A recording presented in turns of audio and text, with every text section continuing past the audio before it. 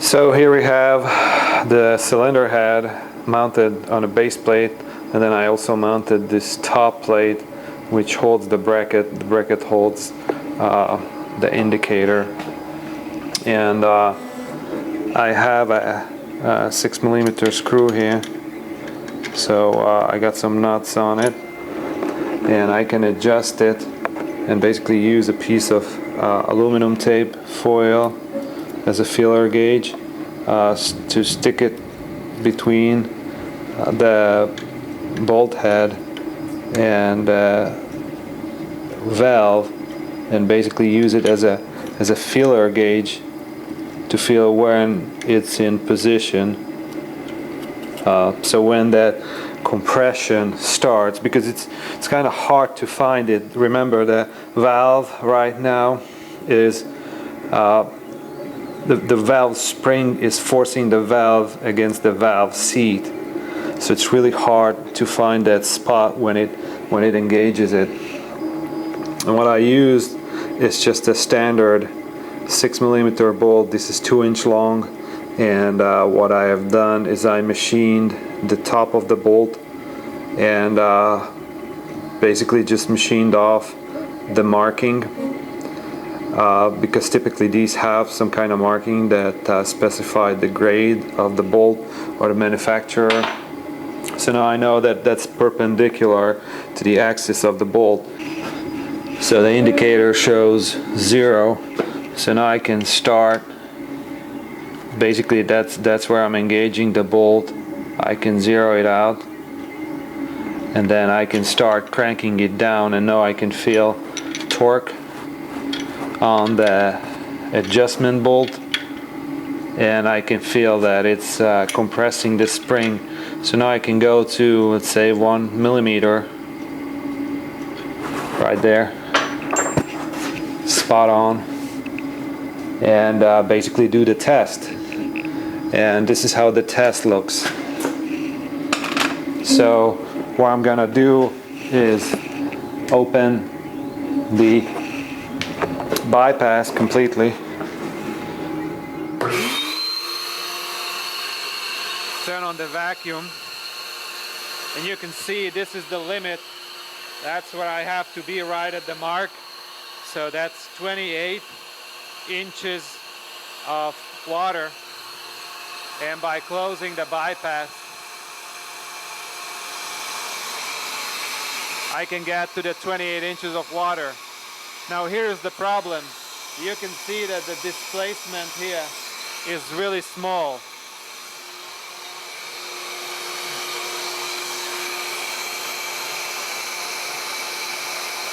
So I'm holding this level, and you can see the displacement is only about 2mm. So it's really hard. It's really hard. It is extremely hard to measure 2mm of water displacement.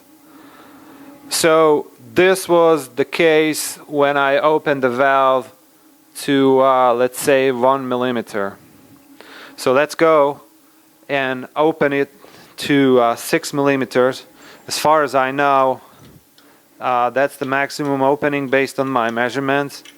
I measured the camshaft, and 6mm was the maximum camshaft rise. So I'm gonna go and crank this up all the way to 6mm.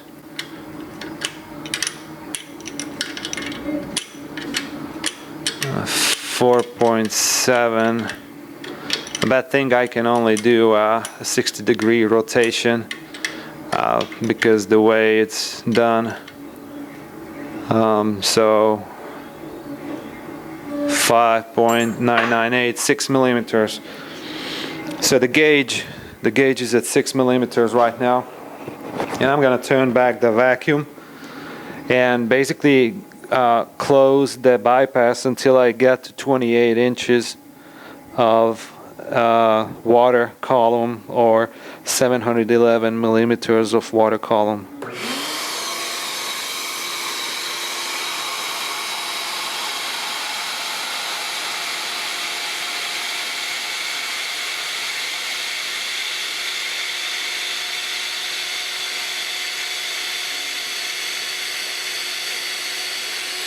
So there you go, that's 711 millimeters of water column, and now my meter is registering about 10 millimeters of water column. So the speed is about 10 millimeters of water column or 100 Pascal.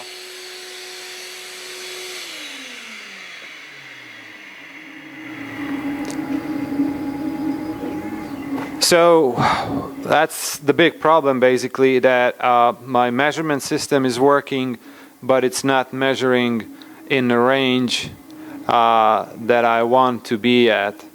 And that's due to the fact that this pipe that I've chosen is 2 inches in diameter. And so if you do the math and the calculation,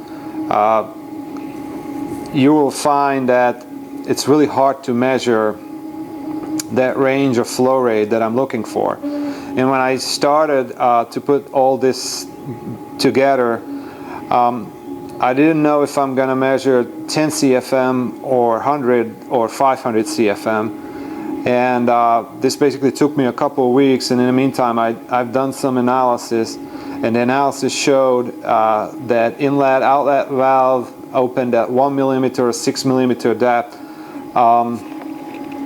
The range I'm looking at is basically from 10 to 55 CFM. And with this layout, I'm not going to have such a high velocity in a 2-inch pipe. And so basically, again, this system works, but I will need to rework it, and I'm already working on that. Did some calculations and came up with an 18 millimeter, basically a tube, and instead of plastic, I'm going to use aluminum, and you can see the part here. So I bored it out, and it's 18 millimeter on the inside, 31 on the outside, and I created 2 NPT holes here, and those fittings will be threaded in here, and that's where we're going to go from. So that's the next step, basically to remove those, cut off the bottom of the pipe, put the fittings in here, and I'm gonna have 2 baffles, and one baffle is gonna connect from the top, one from the bottom, and it's gonna join into the 2-inch pipe. And you can see one of those baffles is being printed right now. Maybe this way.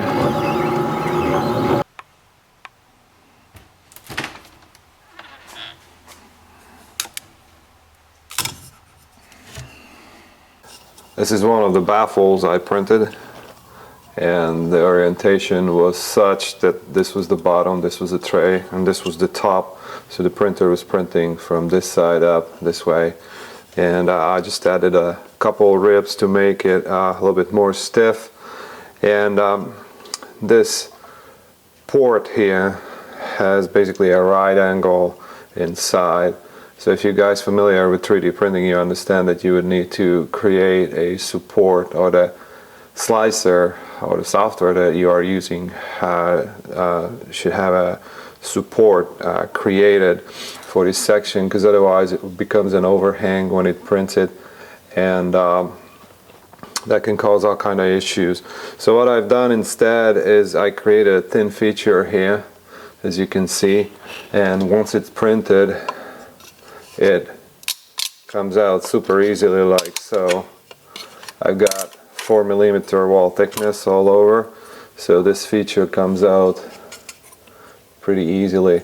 So this is just a 1 millimeter thick wall, and what you can see here, this contraction is because I'm printing on a glass plate, and a glass plate holds this section well, so when the plastic shrinks, it's gonna take this shape, what you see there. But nonetheless, you can see that this is indeed a right angle shoulder, and it was pretty easy to remove that feature. I don't have to dig around here and remove support or create pillars. That makes it pretty easy. Let's do some assembly, shall we? Right here on the self-healing mat, my special self-healing mat. There's the PVC cement. This is the purple primer, so that's what I need. What I'm gonna do is just put these parts together properly. And first clean it. Oh my gosh, I forgot how much this thing stinks.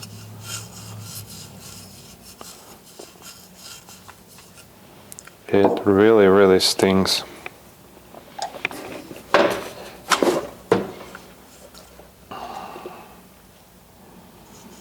That's the first thing that YouTube videos do not convey. How much stuff that we use in the household stinks. I mean, this is beyond. And my workshop does not have ventilation, so this thing is gonna stay here and stink up the workshop for the entire day. Okay, I'm gonna need that.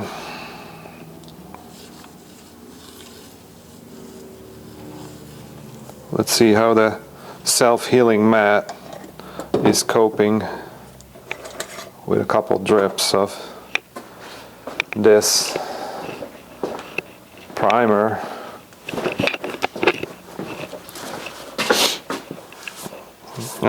That's okay.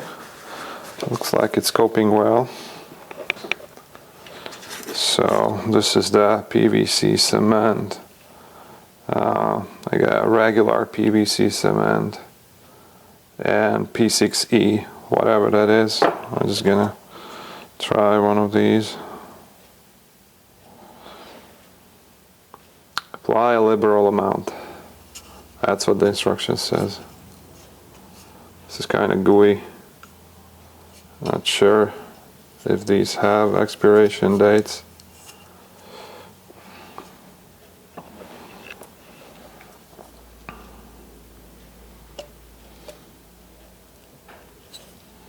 There you go.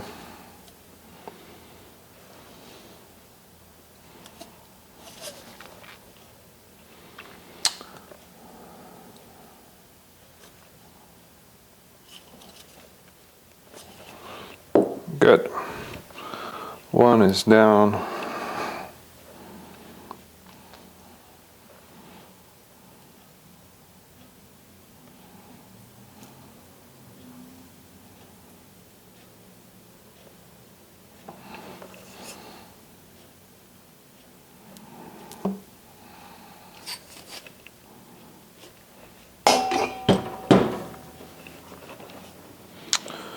Okay, that's down. The last one is to do the primer on this guy.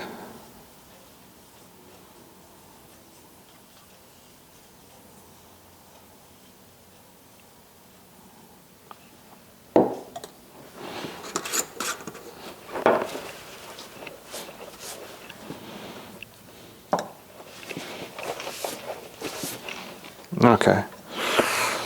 Just to make sure self-healing mat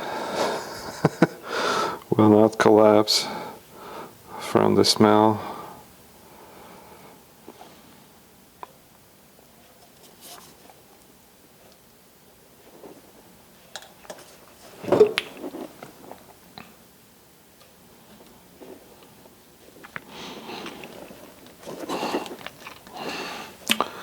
Isn't it fun? It looks like a special potato gun, potato cannon. We'll see how it works. The final thing I need to fix is the new nozzle for the total pressure. So this is the nozzle or fitting, and you can see it's got this Schroeder type bicycle valve inside, so I can use that as packing. And you can remember in the previous one I took the pipe and I brazed it in. I couldn't do that here because then once it's brazed in, I'm not gonna be able to rotate it in like so. So what I come up with is this is the business end. That's basically, it's gonna face the flow. It's gonna go in like so, and I turn the piece. Okay, so this piece is gonna fit inside, and the piece has a hole, so that matches that diameter. So I can put all this inside together like so, and that will make sure that it's perpendicular and right in the center of the flow. So just like that, you can see it on the camera.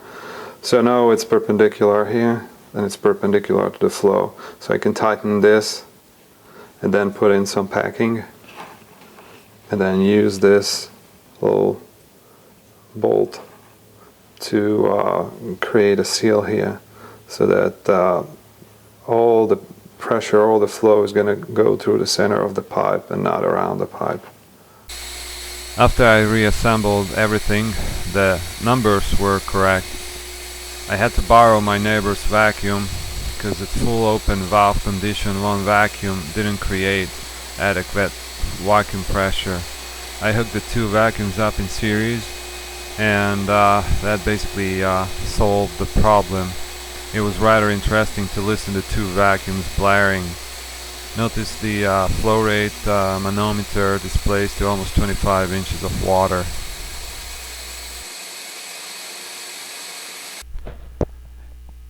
Here's the model with the added flow straightener. You can see the flow straightener region is here. It's a honeycomb structure. It's about halfway between the cylinder head and the measurement region.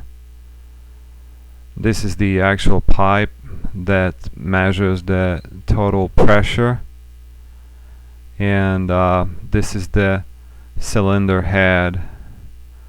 The flow is going through the inlet, in this case for the analysis.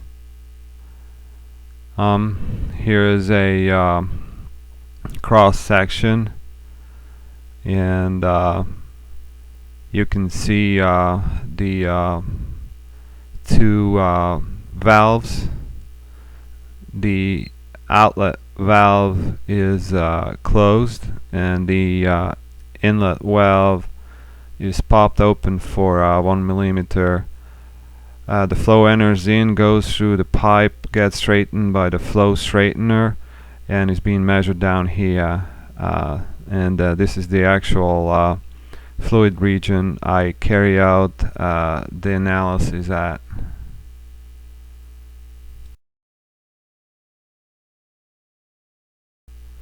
This is the initial model. You can see at this area the air enters through the inlet passage, passes by the valve, and enters below the cylinder head. Two large vortices will develop on either side. Most of the fluid will pass at the periphery. The diameter up there is 54, and down here is 52 millimeters.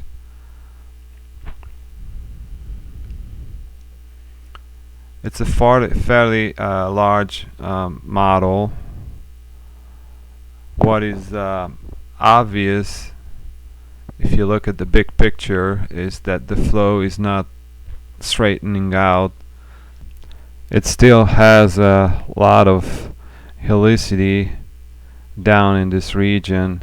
This is where I wanted to put the measuring probes, and if these vortices are present, I'm not going to get the true picture with the measurement. Here's the second model with the flow straightener added. You can see it has similar structures right underneath the cylinder head. Two large vortices similar to what we saw for the previous model. One is here and one is on the right side. But you can see the flow straightener is doing a good job. As the fluid passes through these capillaries, they will align the flow so there's no helicity in this bottom region. You can also see the velocity in this region is pretty constant. The yellow bands show 15 and the green bands show 10 meters per second. Right at the center is a little higher, close to the wall it's slower, so it telltales about a nicely developed flow regime. I've done multiple iterations on this flow straightener, considering what is feasible to 3D print. These are the different iterations I look into, and I settled on the honeycomb style, and that worked well.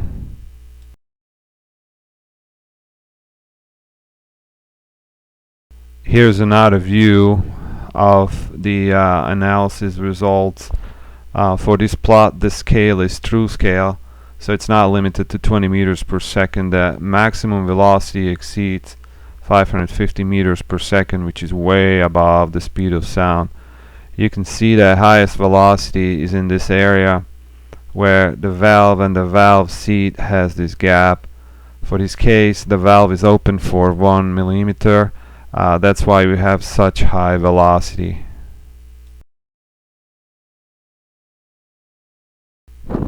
Here's the bottom line. This is a comparison of the measured and the CFD analysis results. You can see there's a good agreement between the numbers. The horizontal axis is valve opening, and the vertical axis is the flow rate. The average difference is about 7%. Such a good agreement between the numbers makes me really happy. Thanks again for stopping by and following me on this journey. Again, if you like the video, please give me a thumbs up and subscribe. Thank you. Bye.